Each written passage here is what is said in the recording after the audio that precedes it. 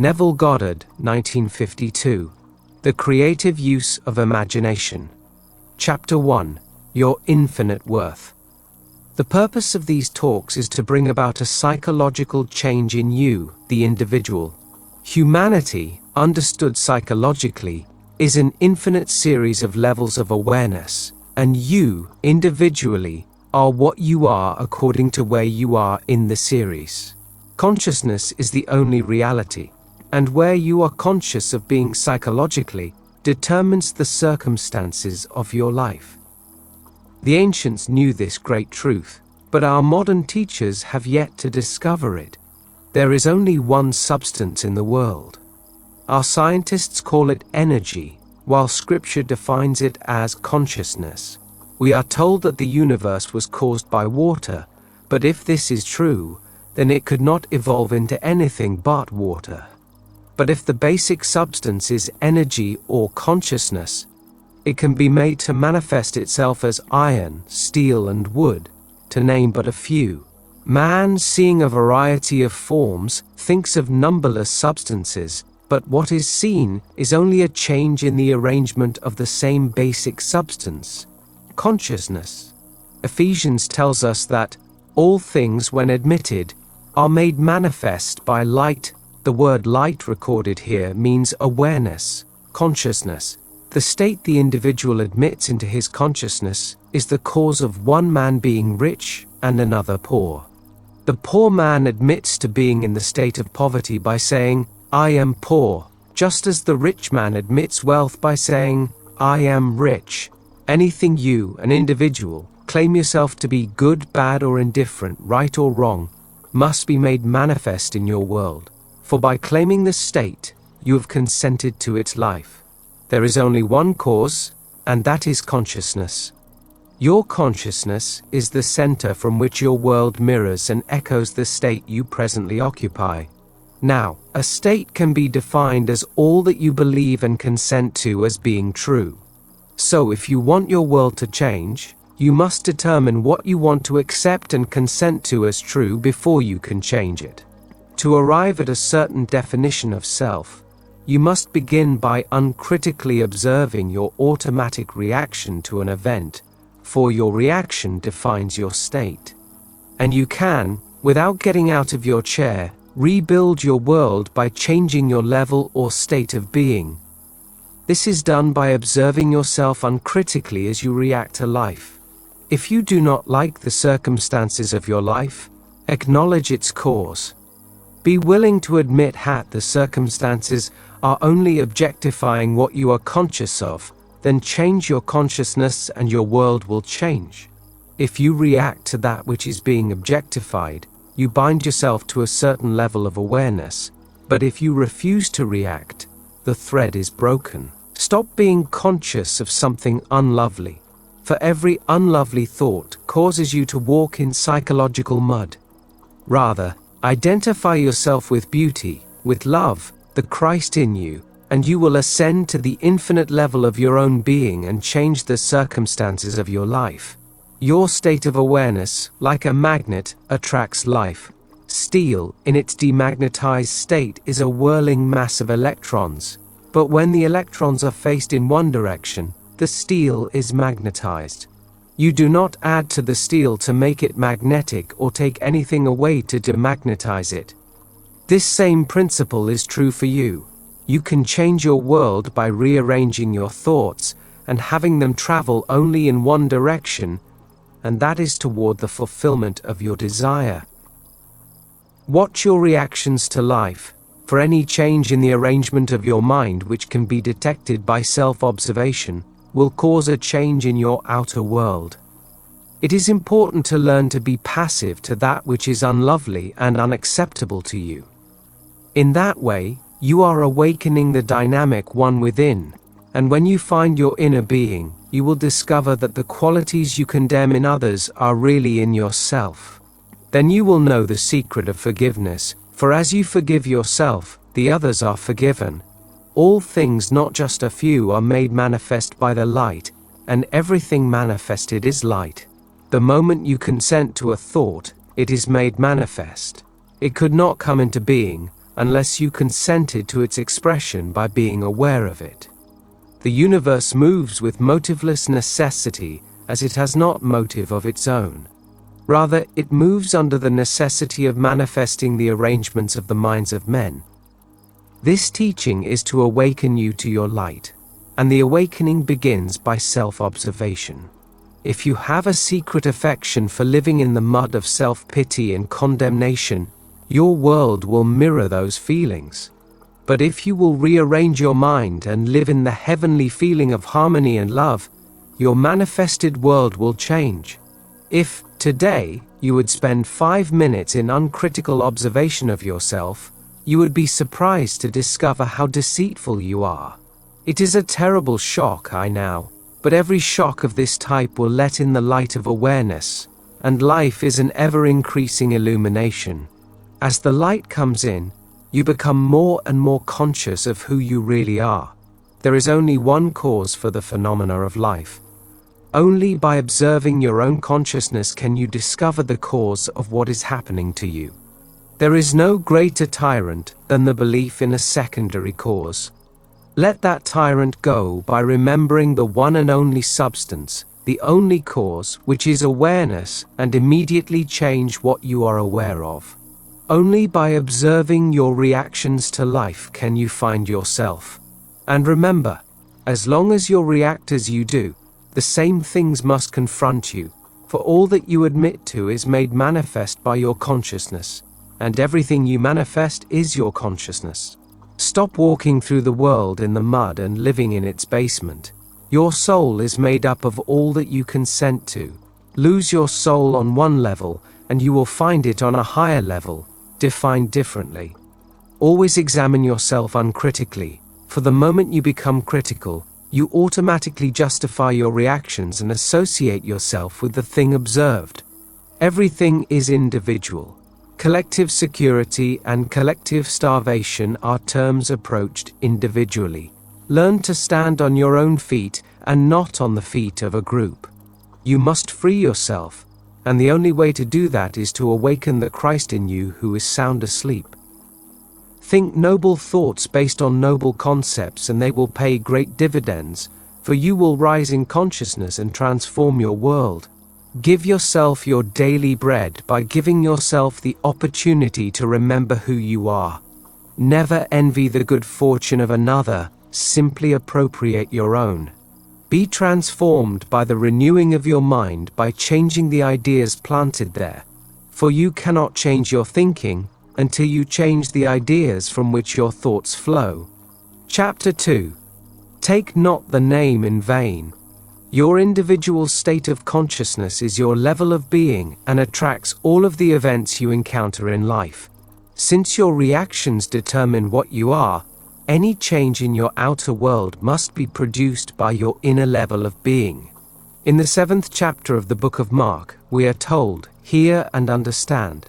There is nothing outside which can defile man, but what comes out of man's mind is what defiles him. He who has ears, let him hear." Now, thoughts are things.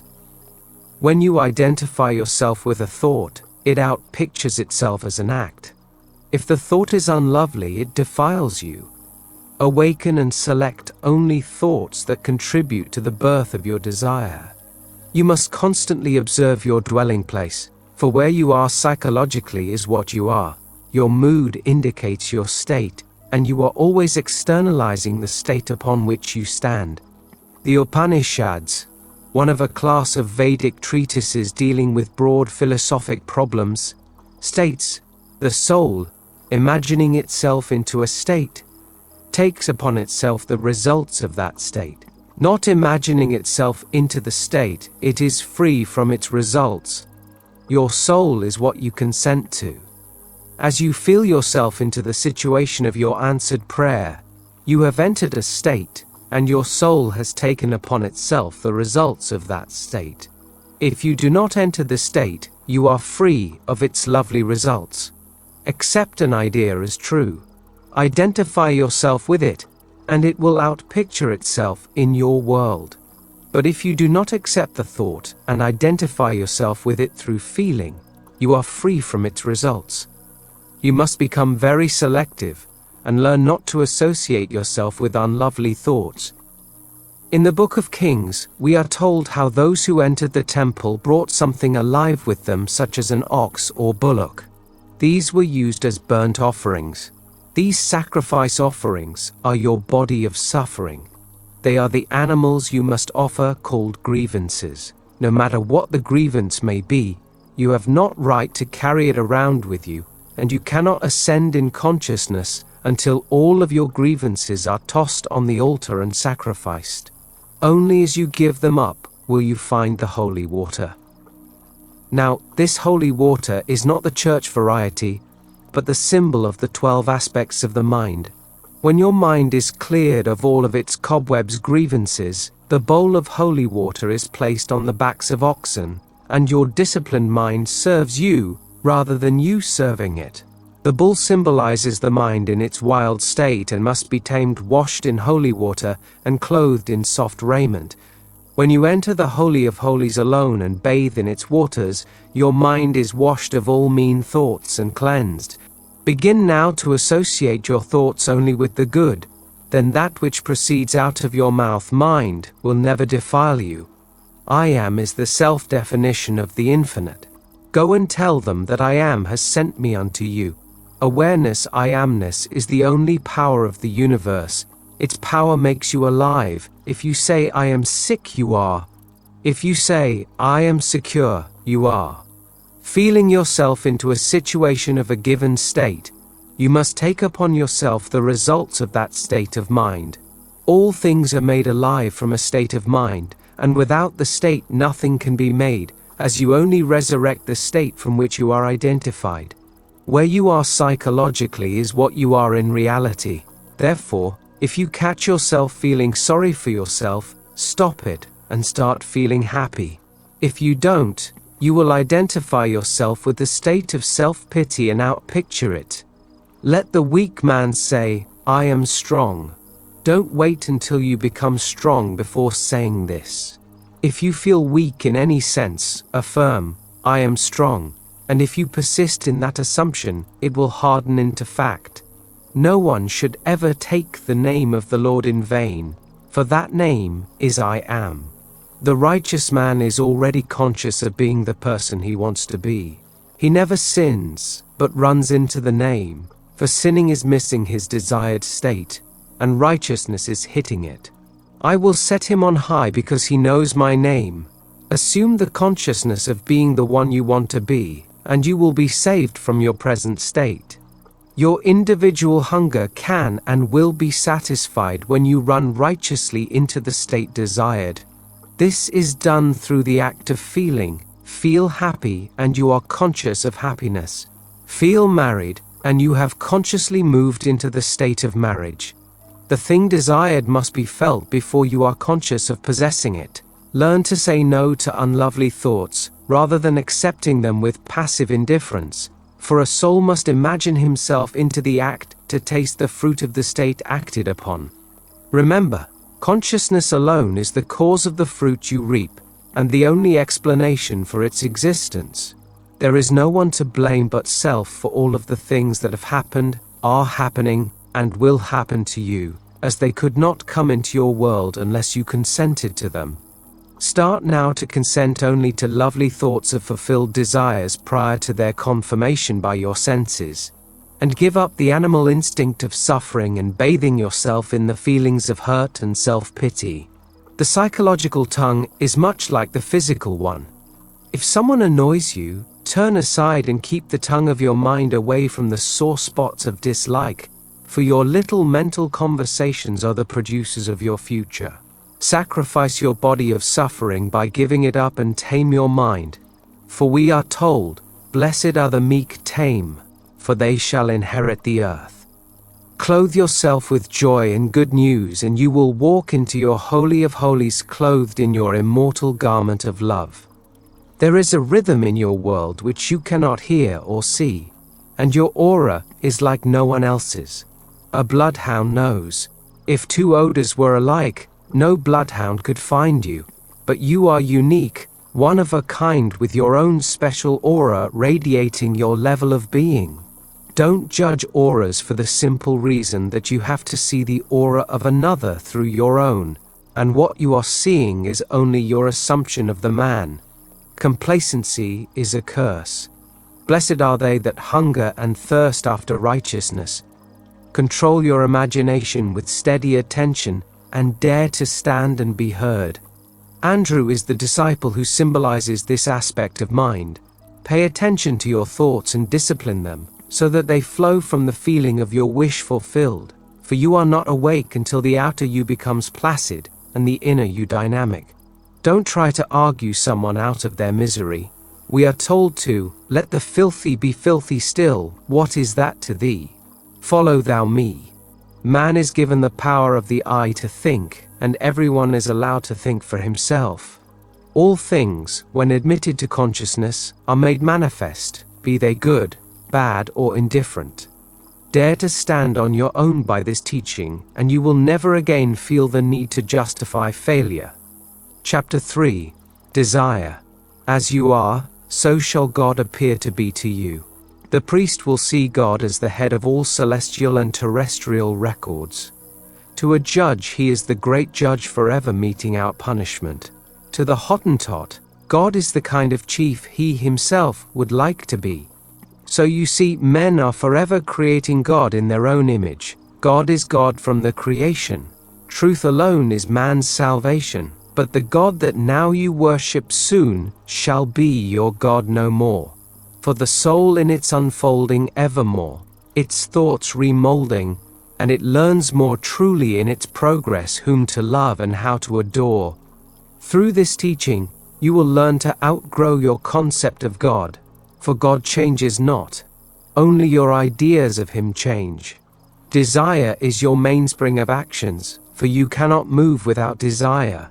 Ask yourself, what wantest thou of me? And then formulate your desire. Feel its presence, and you have granted yourself the desire's fulfillment. Human life is nothing more than the appeasement of hunger, and the infinite series of levels of awareness is the means to satisfy that hunger. Health is a desire, a hunger which can be appeased when the idea is formulated in the mind that I am healthy.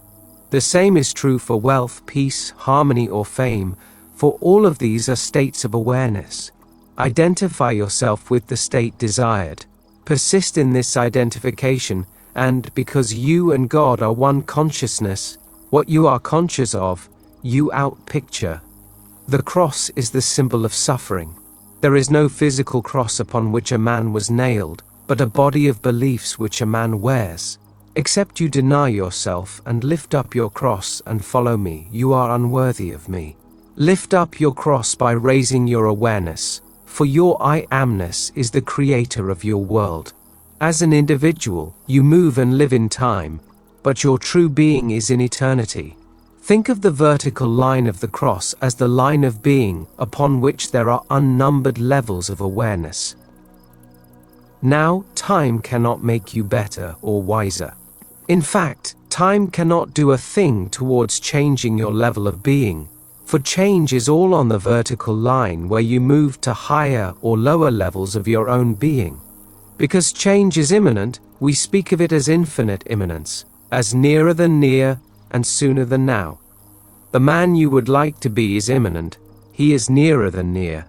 The ideal you dream of being is sooner than now and is brought into being by a change in your reactions to life.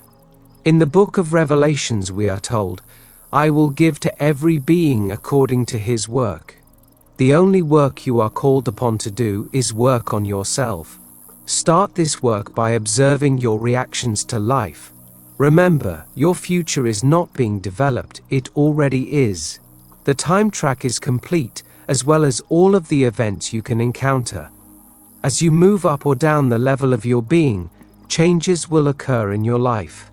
You are now resting at a certain level. Arise, take up your couch and walk, by breaking the threads of life that bind you to the state you are now in. Break these threads by changing your thoughts, for only as you rise within, will you find a corresponding change without. Have you ever wondered what it would be like if you were of too pure eyes to behold iniquity? If you were all tenderness, all love, all generosity, aim for those feelings and then watch your relationship to them.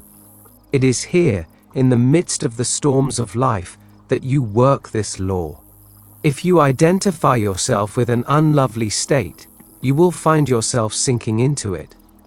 But you can lift up your cross by breaking your automatic mechanical reactions to life and sacrificing your present level of being. This message comes not to bring peace, but a sword. It comes to set a man at variance against his brother, father, mother, and all the members of his household. For I bring the sword of truth, which is the word of God. This word is sharper than any two-edged sword, for it is capable of piercing the soul and spirit. I am not suggesting that you turn against your earthly relatives, but that you turn against the psychological ideas that govern your behavior and the dominant mood which governs your actions and reactions to life. If, at this moment, your feelings are not noble, turn against them, for they are your psychological mother. This is done by putting new feelings in their place. You cannot change your thinking until you change your feeling, and all feelings come from ideas. A man's enemies are those of his own household, which is everything he accepts as true. This sword can pierce, even to the severing of soul and spirit. Your Father, your I Am, is spirit, and when you worship him, you must do so in spirit and in truth. Be still and say to yourself with feeling, I am he. All that you consent to, all that you believe and accept as true, be it wise or foolish, forms the clothing you wear. But you can be reclothed and ascend to a higher level of being when you take up your cross and follow your imagination. Most of us are aimless. We want more than we presently have. We want the other fellow to change, but we don't want to do the one thing that will bring the change about. For we don't want to change self. In Revelations, John tells us, I will give to everyone according to his work. The gift is not given according to the work of another, but according to the work you do on yourself, and that work is to uncritically observe your reactions to life, as they bind you to a certain level. Disassociate yourself from your unpleasant thoughts and associate yourself with your aim, thereby rising to its level, for your ideal is on that vertical line you stand upon. Scripture tells us to seek, and you shall find, and when you find him, you will be like him. I tell you, you will never find your fulfilled desire until you are the desire. Those who go searching for love only make manifest their lovelessness, for you never have to search for what you are. I am Mary, and you are Mary too, for we are forever conceiving of ourselves. The whole of human life is the appeasement of desire, and desire conceived as fulfilled will externalize itself. If you are not hungry enough to transcend your present level of consciousness, you will not conceive of anything greater. As long as you are in love with the state you are in, you cannot and will not rise from it. Without the vertical line of states, life would have no meaning. The ancients called this infinite series Jacob's ladder. You do not build this ladder, rather you climb it through self-discovery. When you think of another, you are seeing only your opinion of him. If you think he is kind, he is kind. If you think he is stupid as he is playing the part you have assigned him because of your opinion. Therefore, if your desire is for him to change, you must change your opinion of yourself, for he is only your opinion pushed out. Where you are psychologically is what you are, therefore, only associate with the feeling that leads you to the fulfillment of your dreams, and may all of your dreams be noble ones. Chapter 4. Are you making wine? The Bible's purpose is to lift the individual up to a higher level of being. This begins in the state of Moses and the discovery of I Am. Then in the book of Isaiah, we are told to turn back your foot from the Sabbath and take delight in the Lord. Let us examine this thought to find its deeper meaning. Now, in order to keep the Sabbath, you must cease from having any mental doubt, as the mental foot you stand upon is your belief. When your mental foot touches the earth, its action is automatic and mechanical. Using your powerful consciousness, begin now to break the mechanical hold it has on your life by turning your thoughts to your fulfilled desire and observe the Sabbath. The twins spoken of in Scripture symbolize your duality, Abel, the inner you, and Cain, the outer you. A reversal of order must now occur, for in the New Testament, your true identity is revealed as Christ, the inner you, your hope of glory. As you walk the earth, see people as they want to be seen, and you are pouring oil on their wounds. But if you do not, you are as the scribes and the Pharisees described in the 23rd chapter of Matthew, doing their deeds to be seen by men. They preach but do not practice. In the 3rd chapter of the book of John, the story is told of Nicodemus, an intellectual man who believed that if he kept the law of Moses, he could enter the kingdom of heaven.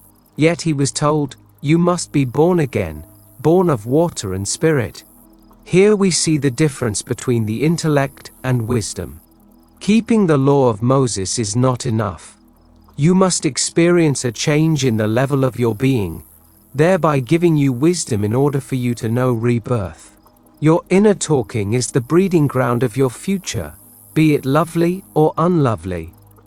This is told us so vividly. In the book of Deuteronomy, "I set before you this day blessings and cursings." Every time you tell someone off, even though it is done in your mind, you curse him. And every time you do unto others what you would like done unto you, they are blessed in the doing. Water is the symbol of psychological truth. To know the truth is not enough. It must be acted upon, at which time the psychological water turns into wine. Start now to observe all of your unpleasant negative thoughts and change them, for until you separate yourself from the state form which these thoughts flow, they will continue to cause you to have the same experiences in life. Chapter 5, Seeing God. St. Augustine once said, "O my God, let me see thee, and if to die is to see thee, then let me die that I may behold thy face." Yet, when we fell, God told us, "You cannot see my face and live. But I will cause my glory to pass by, and when I pass by, you shall see my back, but my face you will not see." That God is your wonderful I amness, your awareness who is forever claiming, "I am, that is who I am." Imagination's power is the only power. It is your power to kill, to make alive, to wound, and to heal. It is your imagination which forms the light, makes the good, and creates the evil, and there is no other God. Man is inclined to believe in two powers, one for good and the other for evil, but I tell you there is only one. The I in man is he who kills and makes alive, who curses and creates. Your consciousness of being is the only reality. The self-definition of an absolute state is I am divine, and this absolute state is God. It is your I am which cannot be seen. Matthew tells us, "Blessed are the pure in heart, for they shall see God." The word pure in the above statement comes from the Greek word katharos, which also means clean, clear. To be pure, the mind must be cleared of all obstructions created by traditional wrong thinking. The heart must be cleared of the belief in a secondary power. Only when this is done will you be blessed, for you will know the one and only God to be your true self. There is no power outside of you. The same power in you that makes the good, creates the evil. Start now to free yourself from the belief in two powers, for only then will you be pure in heart and see God. The whole vast universe is nothing more than the response to the consciousness of men. If you believe that the I in another is the cause of your displeasure and not your own I, then you have planted a tree in your mind which is obstructing your view and must be uprooted. We are told, "No man shall imagine evil in his heart." I am not speaking of a physical organ, but of the mind, the center or heart of the matter. When your heart is pure, you become a member of the order of Melchizedek. Read the story carefully, and you will see that when Abraham slaughtered the kings, all of his negative and unlovely ideas, he returned to find Melchizedek, the symbol of the I Am, the being you really are. Learn to discipline your mind, for only the disciplined mind can maintain the feeling of the wish fulfilled.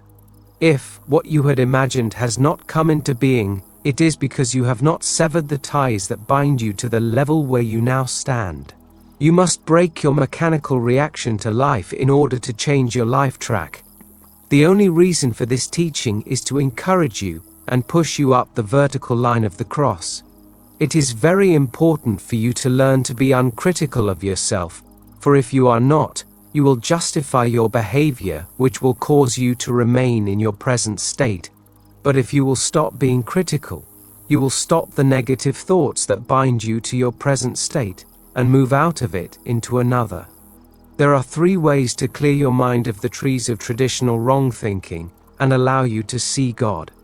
They are uncritical observation, non-identification, and sacrifice of the state you formerly believed yourself to be.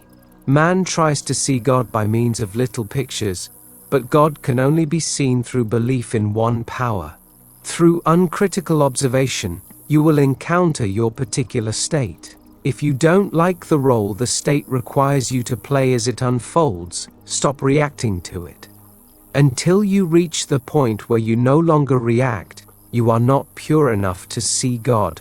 When you see Him, you will know Him, as you will be like Him. Where I am is always what I am. Establish one I within yourself, not a number of I's. The I roots out all secondary causes and clears the mind of the power to enslave. Your belief in powers external to you is a tree which must be rooted out of your mind. Begin now to use this technique, and you will realize your every dream. But first you must have a dream, a desire for something, as desire is your springboard of action. Define your objective. If it were fulfilled now, where would you be physically? What would the world look like? Would your wife, husband, mother, father, or friends see you differently? Feel their presence, see the joy expressed on their faces, and hear their congratulations. Repeat this act until you have the feeling of accomplishment. Then, having assumed the feeling of completion, remain faithful to it, for your assumption contains within itself all of the plans and power necessary for externalization. You need do nothing on the outside, for by your assumption, your mind is being rearranged, and what it confirms, it externalizes. Your desire may be for an improvement in your financial position, your social circle, or a deeper understanding of the mystery. The desire is up to you, but when put into practice, this technique will never fail you. The kingdom of heaven, with its many states, some lovely and some not so lovely, is within you. The state capable of wounding or healing, killing or making alive, is within you. They are all psychological states, completely furnished and ready to externalize themselves in your world. And if, having entered a particular mansion state, you do not care to remain there, you may leave it by the same technique it was entered, through the act of assumption. Is so easy to feel sorry for yourself and so very difficult to give up this feeling. But you cannot enter another state until you do.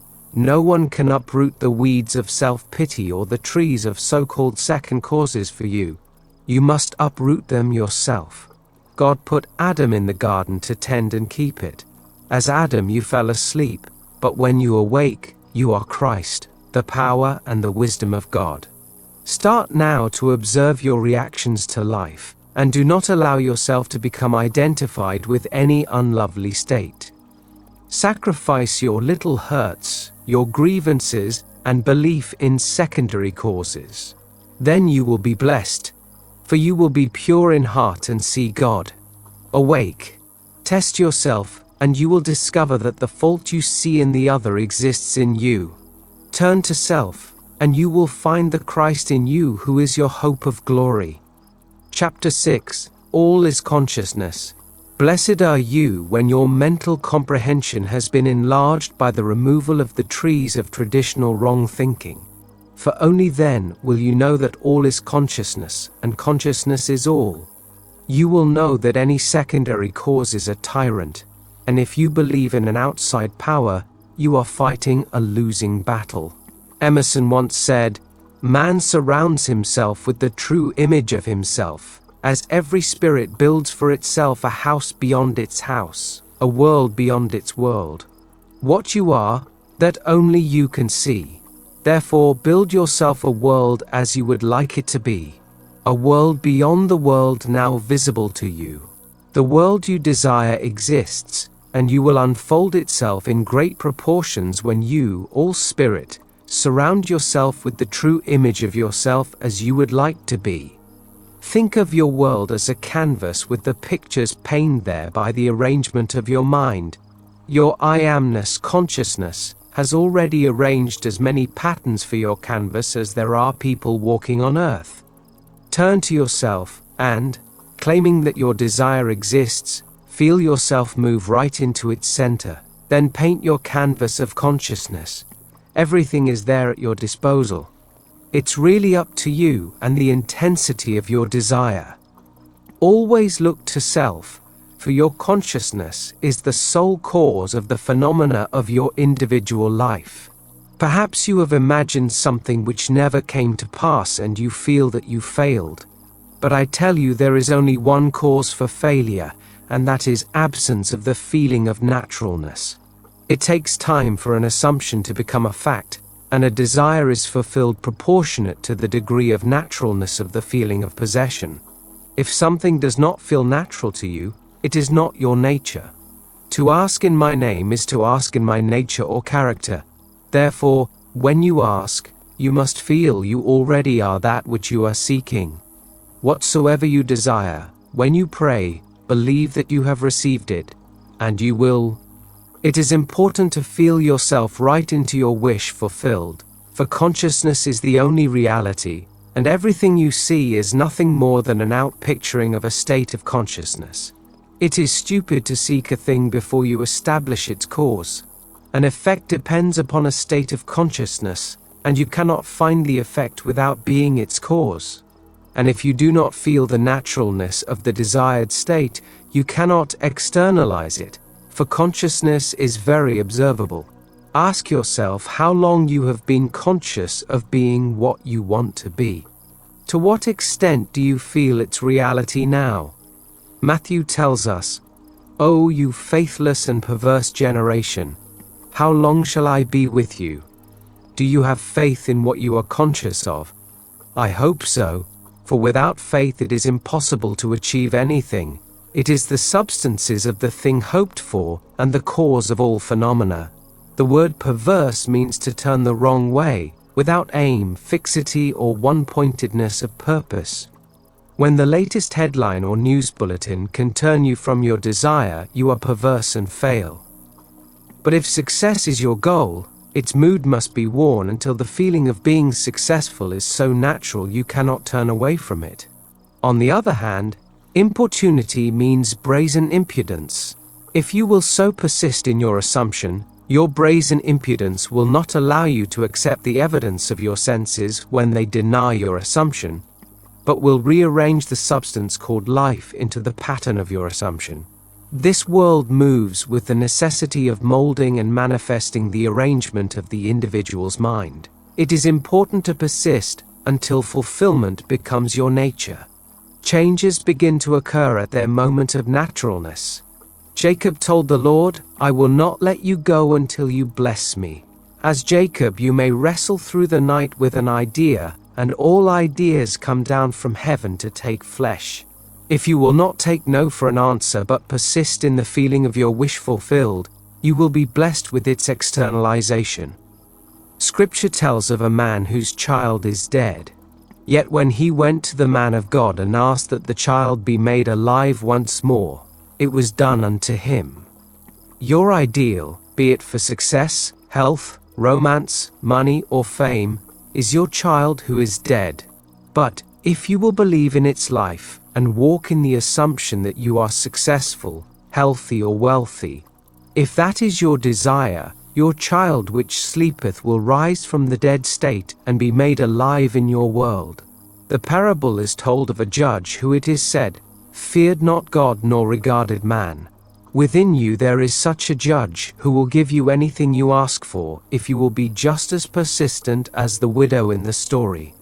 Coming at the midnight hour, she persisted in her request until the judge granted her wishes, saying, "Because this widow bothers me, I will vindicate her, or she will wear me out by her continual coming." When the light of consciousness is not shining on your fulfilled desire, it is the midnight hour. But if you will fill your desire with your light of awareness and persist, then that which you are aware of, you will become. You are forever surrounding yourself with the true image of yourself and what you are, that only can you see, whether it be good, bad, or indifferent. Observe your reactions to life, and you are observing the being you want to separate yourself from. And, as you begin to identify yourself with your chosen state, the separation takes place. But your assumption must be a maintained attitude, and, if for a moment you lost the mood, recapture it. And if you lose it again, feel yourself back into the feeling until the mood becomes so natural your thinking from that mood is normal.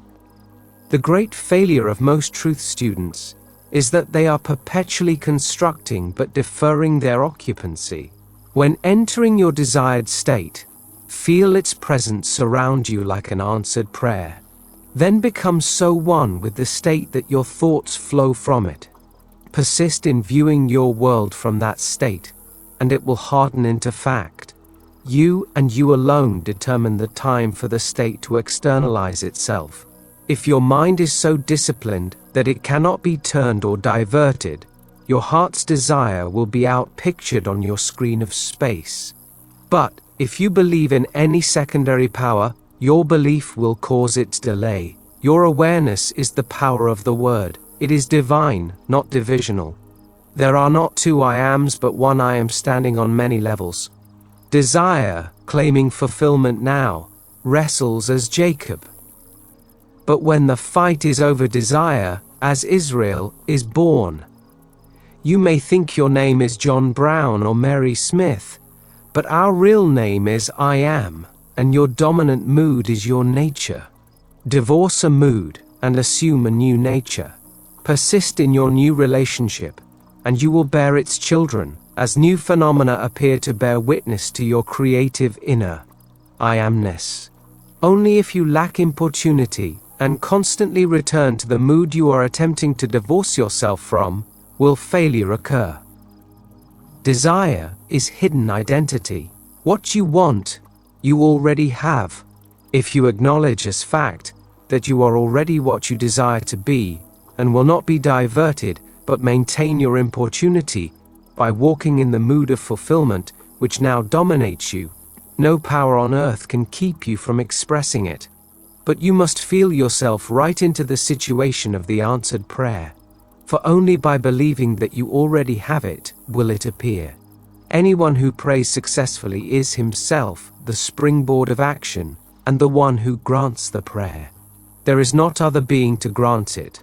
The one who receives the answered prayer is the one who grants it through the act of rearranging the mind. Learn to rearrange your mind, and, if you find yourself walking in the field of unanswered prayers, turn around and walk in the field mood of fulfillment. And, remember, faith is the substance of things hoped for, the evidence of things not seen. The only reality and the only substance is consciousness, from which all prayer has its beginning and its end. The entire book of Hebrews is devoted to faith. Faith is enduring as seeing him who is invisible, and faith is the substance of things hoped for. Unto us was this good news preached, as well as unto them, but it did not profit them, because it was not mixed with faith. Good news is desire fulfilled. If desire is not mixed with faith, it is of no avail. For faith is the awareness of the reality of the desire's fulfillment. You see, creation is finished. and we only become aware of increasing portions of it. The absence of faith would be to deny the reality of the state assumed. If you limit yourself to your physical senses which contradict everything you desire, then faith will be unknown to you. But faith will make real that which is invisible.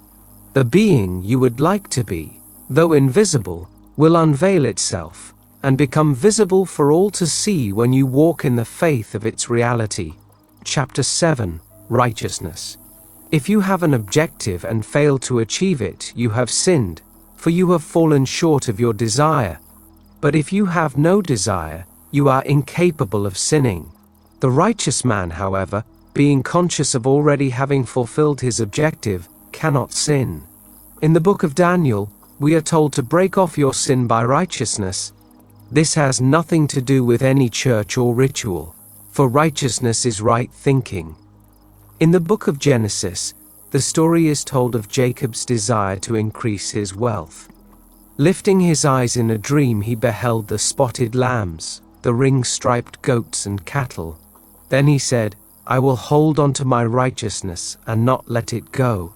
So shall my righteousness answer for me in time to come. Follow Jacob's example. Lift up your eyes with a controlled imagination and see what you want to see. Believe in your vision, and your faith will make it solid and real in your manifested world. While sitting in your chair, you can assume a state of consciousness you desire to possess, even though your reason and outer senses deny its reality. Then, as Jacob, you can say, my righteousness shall answer for me in time to come. Jacob knew that he could not become perverse and turn from the new state, but that if he maintained a consciousness of having what reason denied, including the law of genetics, he would achieve his goal. God the Father is not a man, but the dominant idea that you serve. The enemies of your idea are those of your own household, your own thinking. Hold a dominant idea in your consciousness, and, in a way you do not know, your righteousness right thinking will cause the desired state to externalize itself in your world. A Pharisee is one who conforms to all man-made laws, one who strictly observes the Levitical law of outer purification. Now we are told, unless your righteousness exceeds that of the scribes and Pharisees, you will never enter the kingdom of heaven. But seek ye first the kingdom of heaven and its righteousness, and all these things shall be added unto you. True righteousness is consciousness. We confuse the word and seek righteousness as a thing, but the consciousness of being is the magnet that draws a thing to it. Permeate your consciousness with the feeling of being the man or woman you want to be, and your righteousness will bring it about. You cannot inherit Christianity, rather you adopt it. As you come into its inner conviction, you become clearer and more noble. Christ taught righteousness in his law of identical harvest, saying, as a man sows, so shall he reap. Taken psychologically, a state of consciousness sown within the mind will be harvested without as external events. And, in like manner, as long as you remain sowing your present state of consciousness, you will continue to encounter similar events in your life. Walk, conscious of the feeling that your wish is fulfilled, and you will never sin by missing the experience of fulfillment. But you cannot turn away and return to your former state. We are all the prodigal son who went astray.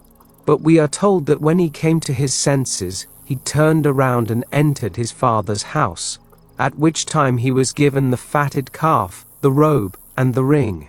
When you observe who you are in consciousness, and come to your senses by turning to your Father, the state desired, it will be given unto you. Watch your reactions to life, and you will discover where you stand psychologically. If your reactions are unlovely, you are walking in the mud and mire, feeling the swine. But when you turn within to the Father of all life and enter the state you desire by assuming its fulfillment, your actions will be lovely. Persist and you will move out of the mud and mire and enter the kingdom of the wish fulfilled. There is no such thing as righteous indignation, for the wrath of man cannot work righteousness. Nothing so unlovely as righteous indignation could be right consciousness. My goal is to be one who expands in consciousness, for I am a teacher, and I must ever grow as a teacher. This is my aim, and I must remember it, morning, noon, and night. I must persist in this state, as it externalizes itself in my world. There is a story told of a little blind girl who had 5 brothers. The brothers, trusting their senses, went out into the world and lost their way, while the little girl, unable to trust her senses, wove a thread of gold. Attaching one end to her finger, she tied the other to the sun and never lost her way. You too can learn to trust the light of consciousness by holding on to the thread that is your aim and not allowing yourself to become enmeshed in the evidence of your senses. Remembering your desire, you will not get lost like the 5 brothers, as you will not be concerned with what others are doing, but simply walk conscious of being the one you want to be. No power can keep you from your goal when you are conscious of already having attained it. You are told to seek first the kingdom and its righteousness, and all these things will be added unto you.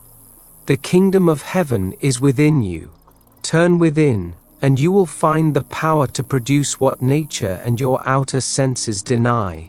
Test yourself by controlling your thoughts, by seeing only what you want to see, and hearing only that which contributes to the realization that your world is as you want it to be.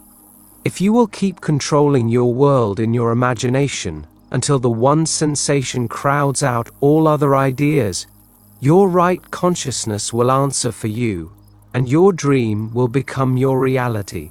But if you don't feel fulfilled, you can easily be diverted and miss your mark.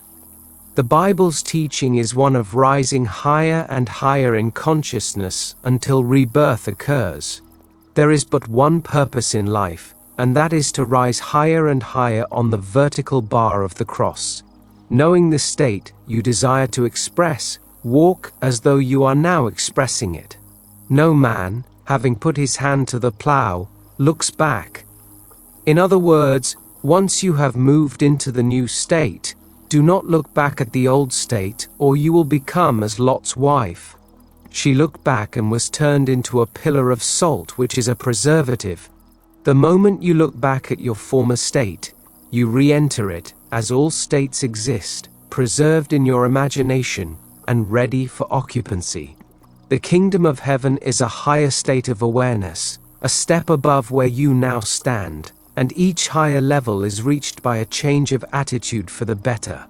There is not a problem that cannot be resolved by a change of consciousness, and that which requires a state of awareness to produce its effect can never be affected without that state. It is the height of folly to expect security while being conscious of insecurity. On the other hand, you cannot be insecure if you walk conscious of being secure. You don't have to pull strings to get what you want. All you need do is walk in the consciousness of already having it. For an assumption, though false, if persisted in, will harden into fact. Don't try to be a better man, but try to be better at something. Most metaphysical students have no aim, claiming God knows best.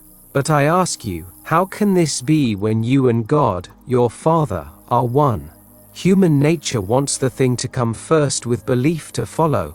But I say, you must assume the consciousness of already having or being your desire before the sign that you have it can appear. Signs follow, they do not precede. Seek the conscious feeling of having already reached your goal, and the sign that you have achieved it will follow. You don't get things and then become righteous.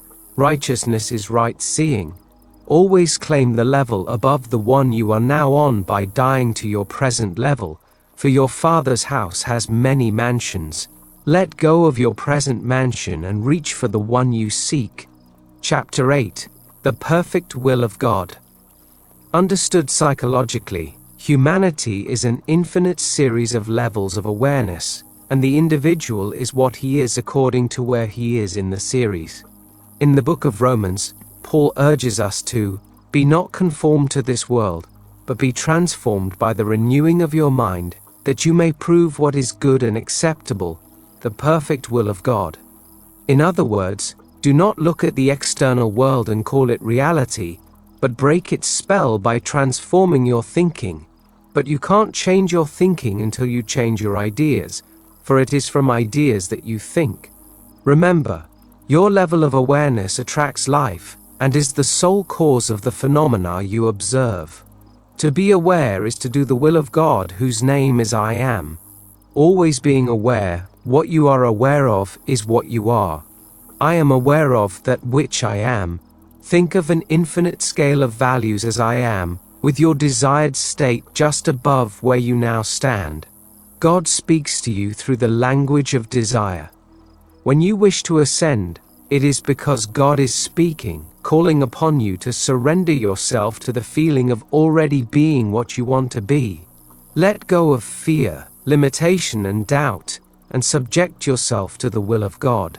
A mere assumption will lift you up to the level upon which your ideal is identified, and you will begin to see your world differently. This is where self-observation comes in. You do not observe the outer world, but your reactions to it. When another displeases or offends you, look within to the I who heard with displeasure and is expressing it. It is difficult to believe, I know, but you alone are the cause of your displeasure.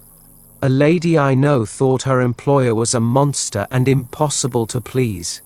She had formed an opinion of him, and that invisible and inaudible opinion spoke to her all day long, causing her boss to do what he did and say the words to cause her displeasure.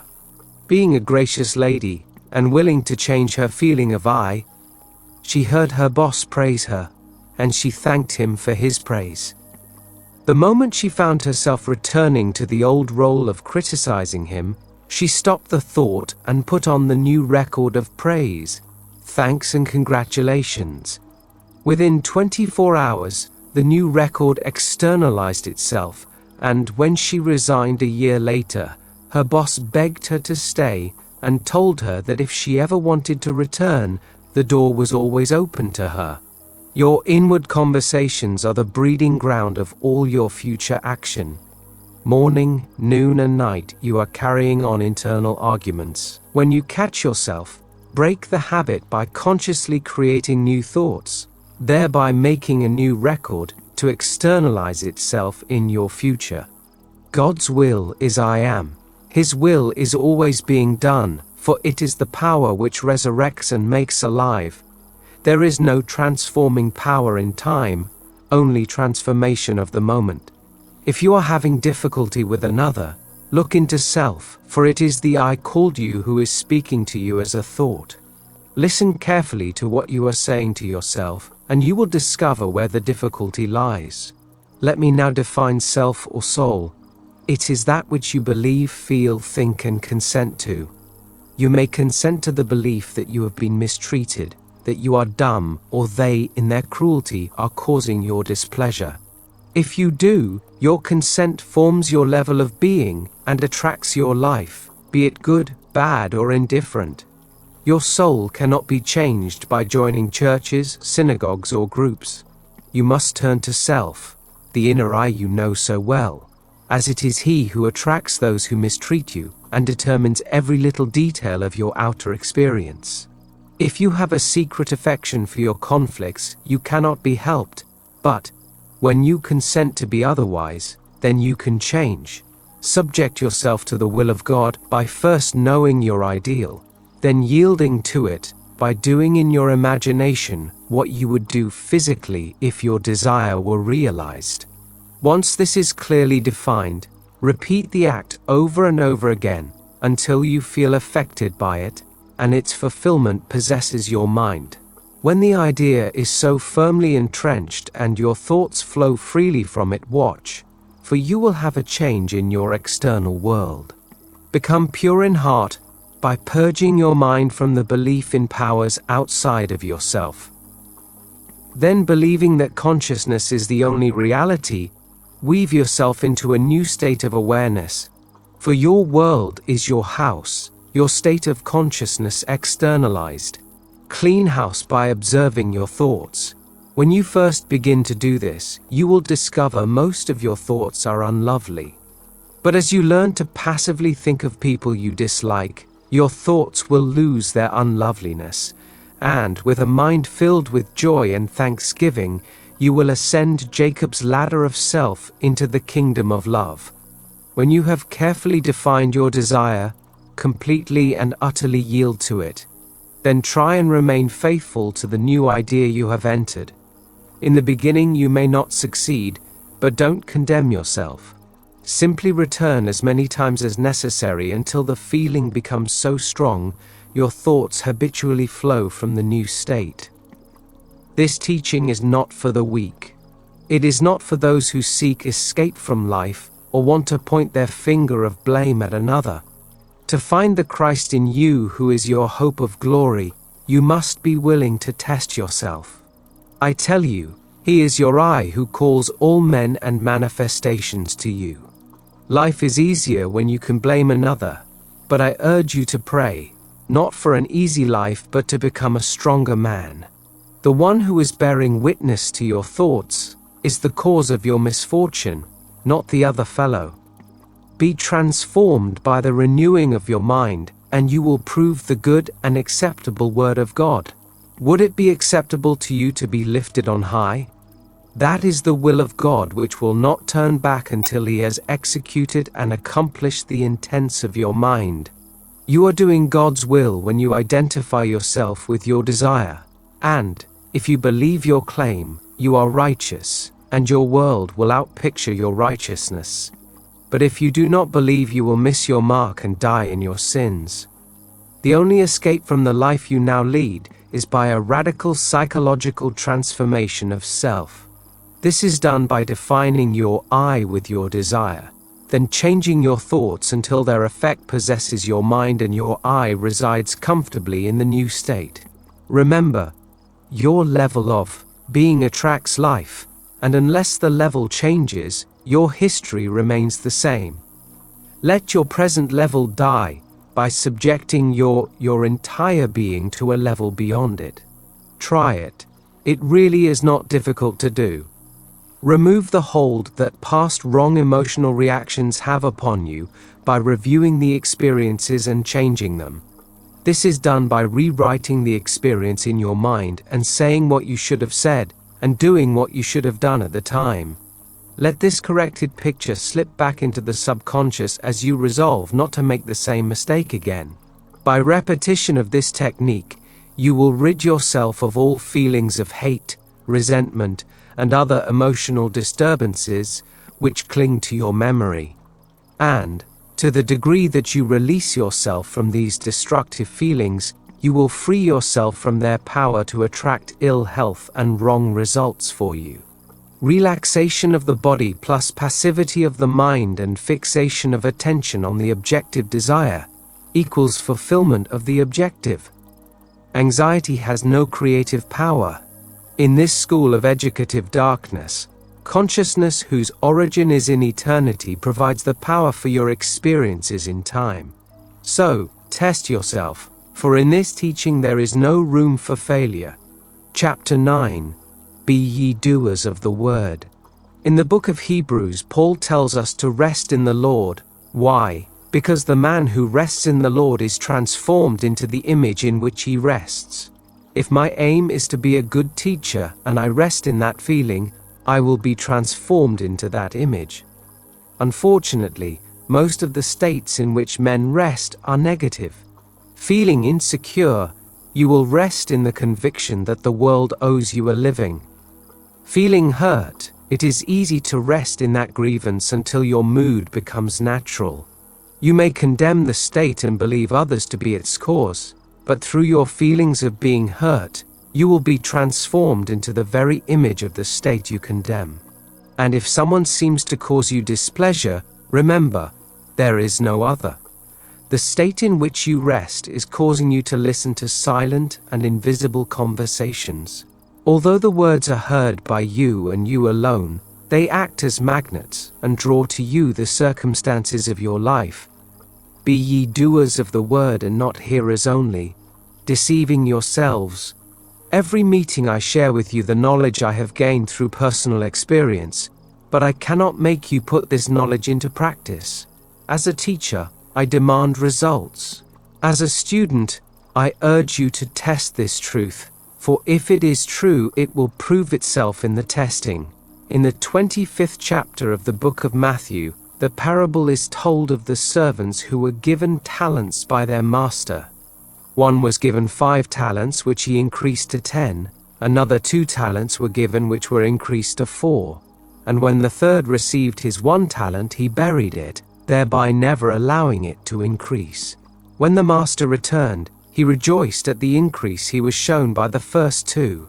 But he took from the one who had placed his talent in hiding and gave it to the one who had 10, saying, "To everyone who has, more will be given, and he will have abundance. But from him who has not, even that which he has will be taken away." This teaching is like the talents. Practice daily, your power of awareness will grow. If you are a hearer only, your knowledge, not used, will soon wither away and atrophy. Test yourself every day. Leave the other fellow alone and turn to self, for the promise is, "According to your work will it be done unto you." The man who overcomes himself rises to a higher level of being. Uncritically observe your reactions to life, then work on yourself by practicing this psychologically. Only by working on self can you rise to a higher level. But you cannot do it with a negative emotion, it must be a positive one. We are told to lift up your eyes unto the hills from whence cometh your help. Negative thoughts cause downward emotions, while positive thoughts elevate. If you listen to your thoughts, stop their negative flow and change them so that you are hearing what you want to hear, you will feel a positive emotion of relief, which is followed by a stillness that brings with it the knowledge that your prayer has been answered. Now, as the title of this lesson implies, we are urged to be doers of the word and not hearers only, deceiving yourself. In the book of James, a hearer is defined as like a man who observes his natural face in the mirror, then turns and forgets what he looks like, whereas the doer is one who looks into the perfect law of liberty, perseveres, and is blessed in all that he does. How do you go about looking into the mirror of the mind and being pleased with what you see? By looking into the face of your wife, husband, parent, or friend. Close your eyes, relax, and think of a friend who would rejoice in your good fortune. Tell him your good news, and watch the expression of joy appear on his imagined face. His expression will liberate you, as his knowing has set you free to express your desire. Having looked into the perfect law of liberty, persevere, and you will be blessed in the doing. In the book of Matthew, the law is stated thus: "Whatever you wish that men would do to you, do so to them, for this is the law of the prophets." Here we discover that the Bible is speaking of a man's psychology and not his physical form. The Bible records what you do within yourself, telling you that the conversations carried on internally are the breeding grounds of your future actions. Forever carrying on mental conversations with imaginary beings, become aware of your thoughts. Be selective, and make your inner conversations positive, for the mechanical imagination is asleep and negative, while the awakened imagination is positive and noble. Tonight, single out someone you love and rearrange your opinion of him. Carry on mental conversations with him based upon this new premise, and you are a doer of the word. If you don't, you are a hearer only, deceiving yourself. This teaching is to awaken you to the active, dynamic being that you really are. Asleep, your thoughts are negative and passive, and cannot change until you uncritically observe your reactions to life. If you are honest with yourself, you will find an internal being you are not proud of, a monster that needs taming. Tame that monster by filling your mind with positive thoughts of joy and fulfillment, and you will turn that monster into a being of love. Get into the habit of observing your reactions to life. Give yourself your daily bread by giving yourself the ability to no longer react negatively. Become a doer by recognizing a negative thought, then breaking it and going immediately to a positive one. All of your grievances, your hurts, self-pity, and belief that others are the cause of your sorrow are animals which need to be sacrificed on the altar of consciousness. Letting all negative feelings go, select the mansion state you desire to enter and go in. The law which brings poverty into being also brings wealth. Let the weak man say, I am strong, and the poor man say, I am rich. For only that which you affirm within yourself can be outpictured. Feel yourself into the state of poverty, and poverty is outpictured. Feeling yourself into the state of security by saying, I am secure, and security will result. But if you do not feel yourself into the state desired, you will be forever free of its results, as that which requires a state of consciousness to produce its effect will never be affected without such change in consciousness. You must feel yourself right into the situation of your answered prayer, then live and act in that conviction. If you don't, you will never know the results of that state. Your fortune or misfortune was brought into being by your state of consciousness. There is no other cause. Have the courage to accept this and then become a doer and, in so doing, be blessed in your every deed. Start now to become conscious of what you hear yourself say to yourself and stop receiving those impressions mechanically and unconsciously. What you hear must be filtered through what you are. And what you are is what you hear. Kind thoughts stem from kind ideas created by a kind person. Therefore, be kind to one another, tender-hearted, forgiving each other. Now, an assumption is called the crown of the mysteries, and every assumption is made by you alone.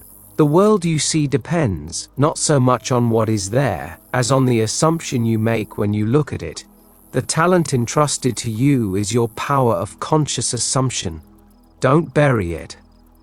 Asleep to this knowledge, your reactions to the day are mechanical, negating everything you see and hear. Awake.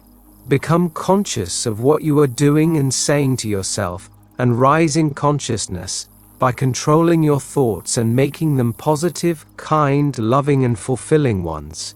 Chapter 10. The Pearl of Great Price. When you possess the mind of Christ, you are in possession of the pearl of great price. That pearl is imminent. It is nearer than near and sooner than now, for the pearl of great price is your own wonderful human imagination. You have always possessed this mind, but, like every possession, unless you know it is yours and are willing to use it, it is non-existent to you. Believe me, everything in your world was first conceived in your imagination. The house you live in, the car you drive, the clothes you wore, as well as your friends, your loved ones, your enemies, and the strangers on the street were imagined before externalized. Now it is time to control your human imagination and govern it by love. I urge you to awaken to the discovery that everything you seek in time is contained within you. There is only one mind with unnumbered levels of awareness. Your level determines where you are and what you are, for what you think you are.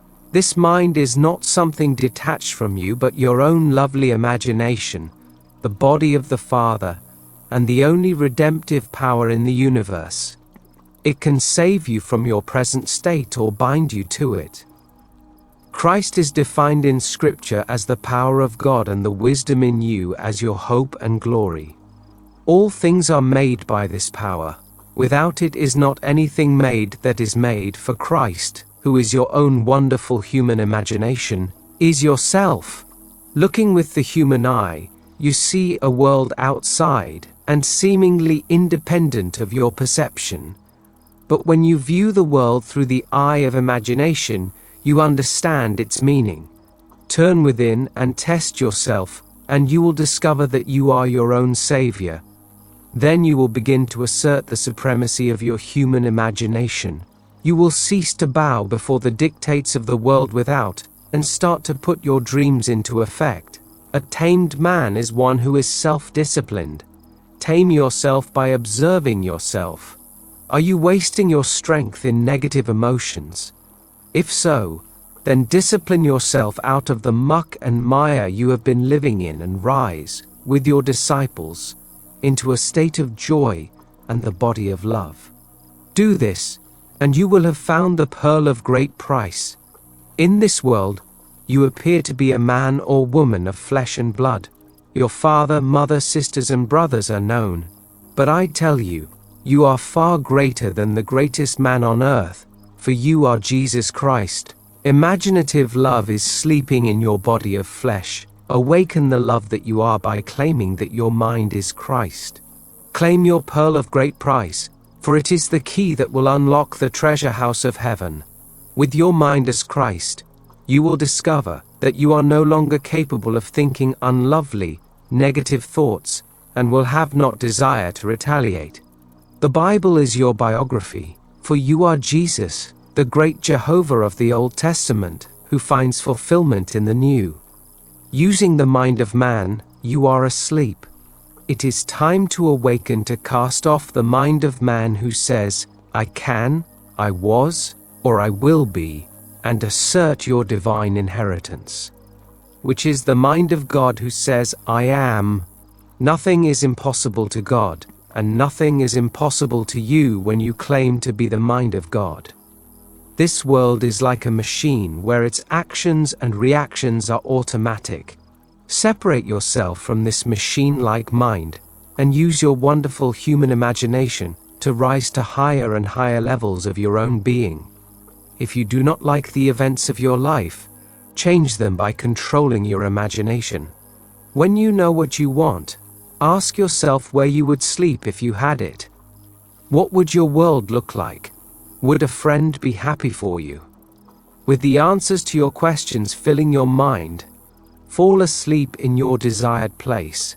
View the world from that vantage point, and hear your friend rejoice now that your desire is a physical fact. Then believe in Christ, the power to put all things under your subjection, and it will be done unto you. Remember, there is no such thing as a powerful fate to which you must bow, nor do you have to accept life on the basis of the world without. Turn to self.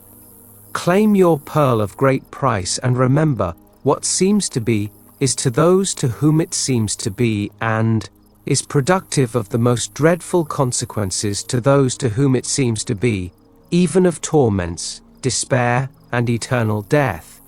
For William Blake, in his poem Jerusalem, makes this promise. But divine mercy steps beyond and redeems man in the body of Jesus,